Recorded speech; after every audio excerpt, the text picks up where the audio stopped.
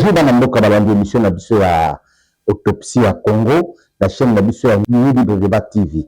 Teyelele kopesa bino mbote na mikili ya Amerika, ya Asia, ya Oceania, ya Europa, ya Afrika, mba partout sika bozali na ena mikili ya Congo sika oyo bitumba zali kosalama. Yango tokela ndanga oyo sabino makambo lekaki na COP 30 kuna pa tata mokonzi sika ya ndaki diaspora congolaise apesaki bango sango ya malamu sango kitoko oyo accord zali kosalema na Doha po Washington asangisa yango modèle oyo bayokani alobi na population bazali kuna bozala kimia makambo oyo ya bitumba tolobi yango pendant 30 ans sikoyo tobuka mboma nango ya kimia. Mboma nango ya kimia cela veut dire bakotindela bango invitation na Maison Blanche banata na Washington banata kosigner batika makambo ya bato bakufaka mpona mabimba minere na biso, bato bakufaka mpona makambo ezali mpona bomengo ya mboka na biso ezala mabe ezali sango kitoko. Bokotala bino moko na extrait tokotya commentaire ti sango kitoko mpe diaspora betaki maboko ayambaki bango na Brésil bazalaki plein akrake basepelaki makasi po moto nyonso azali kolela likambo oyo ezali na bato na biso ya este ndenge bato bazali kosufri. Tokotyela bino awa na bilili Cameroun akotyela bino discours na ye ya Brésil ndenge ayambaki ba diaspora mboka ezali ndenge bozali kolanda yango. Donc tozali ko kamba yango malamu mais moi bakokoso ezozanga te ndenge boyebi. Kokoso ya liboso ezali bitumba oyo bazali kobundisa biso na tina moko te. Bitumba ya est oya bandeko na biso ya est bazali kokufa uta sikoyo 30 ans.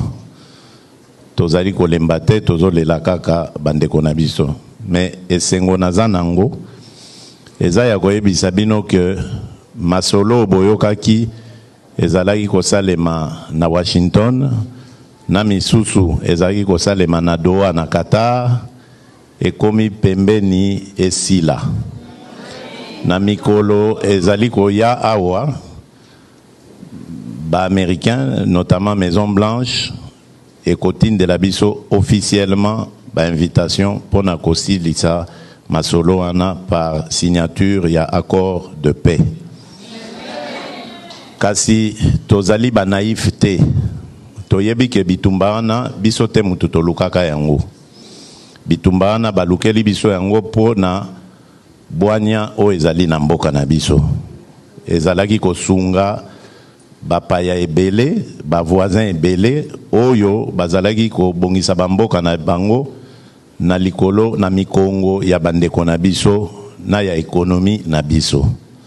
Kasi tobundi makasi potosisa minyoko wana.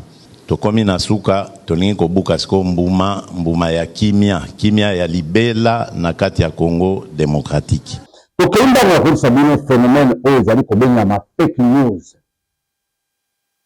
Réalité mosusu bato bayebi na bango mosala te. Bato bayebi eloko moko te. Bato bayebi ndenge basalaka te. Congolais azali moto ya nyosologe. Ayebi nyonso ata mingi balakisa ye te. Personne peut te dire que ceux qui sont professeurs à l'université nous allaient à l'abri à ma faute. Mais il y a ça la faute. Mais le professeur doit avoir un cabinet solide. Quand le cabinet du professeur est trop faible, ça va l'attirer vers la faiblesse. Quand une histoire apparaît dans des réseaux sociaux partout et que les gens veulent défendre ça, te montrer que t'as la boyé, ali boyété. La référence, on a un mot comme Koko Samba. Avec nous ça na kokoso to attaquer sérieusement avec tout le temps de la fin abisso to attaquer na de moto na yete na vie privée na yete na mosala quasi kota ya l'état les ali yo ezali ngai mais tant yo sali faute ba attaquer etindi bato parce que va voyager vous savez combien de voyages votre sali na mboka oyo. Vous avez quel âge? Vous avez quel âge? Vous avez fait combien de voyages déjà dans la vie d'affaires? Au fait, on a besoin de ça, la voyage. Le Congolais n'aime pas la correction, n'aime pas les reproches, n'aime pas les critiques. Il envoie les gens, des énergies, même des insulter. C'est ça le Congolais. Mais si tout devient fake news, mais c'est faux. Le fake news dans les fake news. Donc, quand il y a ça, on va donner les fake news. Quand les députés peuvent la Kisabi sauter, ils allaient faire que peut-être aller preuve Yangoyo. Vous mettez ça fake news. Au niveau secteur, nous allons balancer et la transmission chez les députés et surtout dans les messieurs Alikoya. Parce que vous allez commencer à respecter les journalistes. Si les journalistes ne vous respectent pas, on a malade. Si vous attaquez votre vie privée, on a malade. Mais ce qui est la vie publique, c'est le travail à l'État. Dans un mandat, vous devez le faire proprement. Là, vous pouvez la noter. Tout le monde va parti politique et de l'État, ça va Bako, Palou, va parti politique et ce que le stade de martyr plein. Mais là, je ne vais pas retourner ça. Et puis, il y a terrain à communauté. Parce que quand côté de savoir, terrain à CTP. Il faut te faire très attention. Quand il y a des erreurs dans l'administration de l'État, vous devez supporter les reproches. Comme Balassima, c'est la malade. Mais quand il y a des erreurs, vous commencez à insulter les gens, vous n'allez pas fermer la bouche des journalistes. Que nous sommes, nous allons vous mettre à la place publique. Et le fait que nous sommes à la sauce. Quand quelqu'un est plongé dans la faiblesse, il va demeurer toujours dans la faiblesse. Mais quand quelqu'un est dans la faiblesse, pas eu un conseil à bateau, il va exceller, il va s'épanouir, il sera maintenant le meilleur. Pour aller au kaki, nous dans le journalisme, on n'était pas propre, hein? On n'était pas bon. Mais on était entouré par les gens, et dans un société, BET, Salaboui. Mais le monde te salue les reproches. Le public, vous écrivez un titre de ça, faute, comment BET.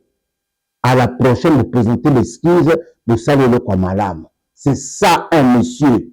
Un leader, ce n'est pas celui qu'on reproche et il envoie les gens insulter les gens. Non. Mais aussi, dans le vélo, ils ont un mandat de signaler. Le mandat est d'erreur, administratif, vous avez besoin d'erreur. Mais on a d'erreur, nous sommes dans fake news. On va le kuta. On va vous salate. Vous avez mon sala, tika kuti na ba finga bato. Tika kucha ba ministre na ba erreur. Donc, il y a le candidat de Madame Kaikwamba. Quand l'ordonnance présidentielle est déjà signée, nous avons nommé ministre moi aussi. Azalaka célibataire, Azalaka marié, elle a sa vie privée. Mais elle est protégée par l'immunité à l'ordonnance présidentielle. Ce qui a joué pour aboutir pendant le mandat. La Constitution congolaise n'interdit pas à une femme ministre de mettre au monde ou d'être engrossée, ou d'être enceinte, tout le temps engrossée, ou excusez-moi, d'être enceinte. Évitons de mettre la dame qui a fait le combat, qui a participé dans ma cabine M23 de ma salir biso, madame on a commis tout le d'accord, il y a deux, tout le dans ma cabine signature à Washington, vous voulez terminer l'image naïe, capon ma cabine Zeminaï, Zeminaï na agression à Boka Ikisi Nani, Zeminaï de Pexi, d'accord, signalé, Zeminaï de Pexi, Basoda, la personne à Fonabunda, Zeminaï de Pexi, président Tamrasa, nous s'arrêter. Quand même, quand on est des journalistes, il faut mettre les gants. Attention à la vie privée à battre. Critiquer gestion comme le ministre. Mais maman Wana a mérité ma fleur. Maman Wana, tu vas beaucoup moins, tu vas bien combo accord de paix. Bébé accord de paix. Pour bébé na biso. Et à biso, va combattre tout ce pays. Asa moi aussi. Asa pour la vie, na phase na descendance na e. Yo ngo pétition donc ka bateau le wana ba journaliste oyo bazo ko kotela ka bato ya yo bazo ko agresser biso ka bato bazo ko décourager ka bato eza malamu te na ko féliciter mwana mboka Patrick Muyaya aza kosala mosala moko oyo biso topesaka ye ata chance ta kosala mosala ya ndenge wana mais félicitations il est au four et il est partout à rendre l'agresseur faible dans la communication na bango ils ont ça la ressuscité. Poison rwandaise a bema au de koboma. Yango za komona baza komona na bémission kofunga Patrick Moya ya séquestra qui ça sera c'est faux. Ce sont des gens na la merci de Kagame pour permettre de critiquer Congo eza mabe. To koina likambo e tali ba syndicaliste ya Onatra. 3 syndicalistes révoqués. félicitations à mon mboka Martin Lukusa. Quand les gens m'ont parce qu'à l'époque, il y a eu des pèses sous Mobutu, tellement souffrance et les cas qui m'ont dit, il y a eu des pèses manipulées même les syndicalistes d'entreprise. Ils avaient fait aussi dans notre ils ont na CLDC, ils ont dans la société, surtout ils allaient chaude pour permettre bango population de la balabala pour na crise sociale. Mais le cas on n'avait même pas des engins, on n'avait même pas le train express pendant 15 ans, le Natra n'avait plus les infrastructures valables et nous avons tambour na yango. Le Natra était presque perdu.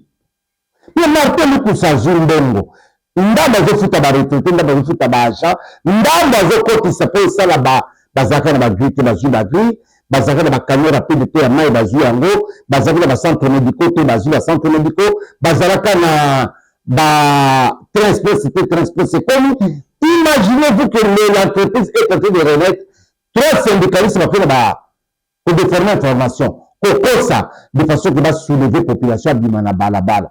Est-ce que ces syndicalistes ne sont pas connus avec les AFC, sauver la RDC? Ce sont les gens qui sont en train de manipuler la population pour le régime Ekweya. Félicitations à Mboka Martin Lukusa. Ce sont des gens qui devaient être punis et arrêtés. Nous soulever la révocation, ils doivent être aussi arrêtés aux arrêts. On ne badine pas avec le régime. Et on ne badine pas avec la nation. Ça, c'est Ossase. Un certain Ossase, ils allaient un certain tozali na Ossase, tozali na Lushimbo, tozali na Kundo. Ce sont des syndicalistes purement démoniaques, chassés pour leur comportement. Et les gens qui vont continuer à faire tout le monde, chassez-les. Maintenant, les pas ce chemin de Zalaka. Prenez les gens qui traînent à la maison. Allez, pourquoi ça va nous faire ce sont des gens mauvais. Félicitations à Namboka Martin Lukusa Salam Salam Nayo, grand espèce de continue au tambour malamo, la gueule na traite qui sont dans le salema, ma camion surtout dans la ligne de société, on te compte en sous-traitance, kuna et Zalakate, ceux qui n'ont pas de bateau, ça n'a pas partenariat de société Kokufa. Tokyo makambo ya alias ya sauveur de le Congo, sauveur la RDC na AFC bar M23. Bon pe que bazonga monsieur Sikamoko, ba que nous va salir branche politique, na branche armée, ce que va sangani pour makambo ya corps de Doha. Population congolaise a béni yango. Les sanguinaires là ne peuvent pas signer les accords. Les sanguinaires là ne peuvent pas être dans la table de négociation. Président de la République, population zana simanayo. Population où la souffrir mingi, bali sous la sanguinaire, bali ko la bisoté. Yango wana, tozali ko benga mato na ba Congolais, bato wana ba kero sangana, c'est ba sangana te bazaka na ba okaka. FC sauver la RDC basanganaka. Bore ni mwana mboka makila atapatapaki, atetatapaki na monoko, aïda tako le bateau qui agression na biso zali na M23, c'est scandaleux pour un politicien lokola la makila. Or, s'il n'était pas un politicien, il travaillait à la merci de Kagame. Yango wana, tozali kotombo la bino week-end na pour avoir suivi na émission na biso to clôturer ngololo, tozala makamba bien to kopesa bino semaine oyo. Lundi de kotala ba likambi ya ba ordre de mission, likambi ya banane oyo to benga maki fake news na makamusu bokuganda yango. Beaucoup de vérité, beaucoup de monde ndenge ezalaki transmis, beaucoup de monde ba numéro nango, beaucoup de monde comment les gens Bali reproche. Merci.